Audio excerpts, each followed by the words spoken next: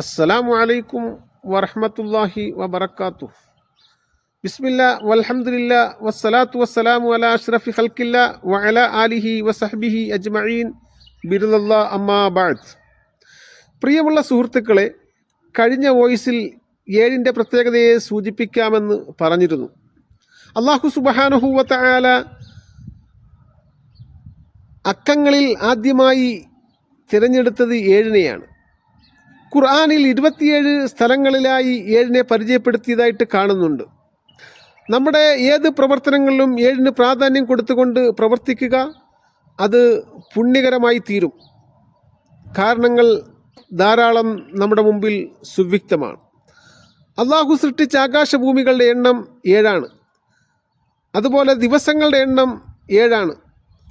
ലോക മുസ്ലിമീങ്ങൾ കഅബാലയത്തിൽ വന്ന് നിർവഹിക്കുന്ന ഹജ്ജിൻ്റെയും ഉംറയുടെയും കർമ്മങ്ങൾ 7 എണ്ണമാകുന്നു.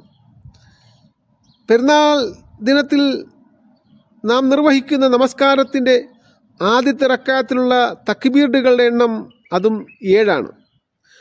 കുട്ടികളോട് നമസ്കാരം കൊണ്ട് കൽപ്പിക്കപ്പെടുന്നതിൻ്റെ പ്രായം നബി സല്ലല്ലാഹു അലൈഹി വസല്ലമ സൂചിപ്പിച്ചിരിക്കുന്നത് 7 ഫാത്തിഹ സൂറത്ത് 7 ആയത്തുകളാണ്.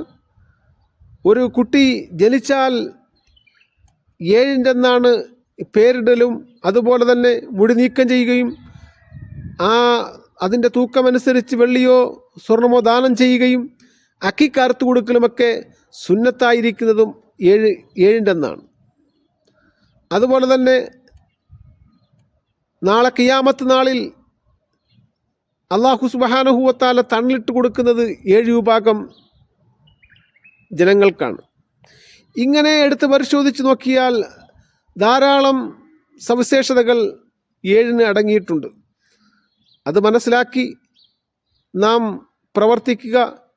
റബ്ബുൽ ഇസ്സത്ത് നോമ്പുകാർക്ക് അള്ളാഹു നിശ്ചയിച്ചിരിക്കുന്ന സ്വർഗത്തിലെ റയ്യാൻ എന്ന് പറഞ്ഞ കവാടത്തിലൂടെ പ്രവേശിക്കാൻ നമുക്കേവർക്കും റബ്ബുൽ ഇസ്സത്ത് അനുഗ്രഹം ചെയ്യുമാറാകട്ടെ.